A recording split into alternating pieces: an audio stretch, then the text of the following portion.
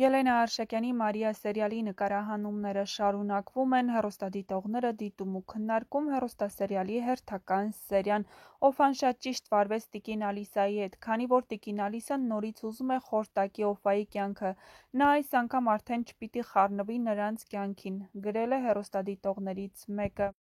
Խեղճ երեխեն Աբուլը մենակ չգիտի գլուխը որ պատին տա, Նոնան ու Ռուբենը եսիմինչի հետևից են ընկել, ինձ թվում ա Աբուլն օգնության կարիք ունի, գրել է մեկ այլ հեռուստադիտող։ Օֆան արդեն համը հանում ա, մենակ Ռուբենի հետ է լավ, տիկին Ալիսը շատ մեղք ա կողքից, Նոնան էլ ներվերն ա ուտում։ Օֆան մեռնողը չի մոռանում ա ով ա իր աղջկան պահել, իր կատարածը ներեցին, իսկ ինքը չի ներում, գրել են հեռուստադիտողները։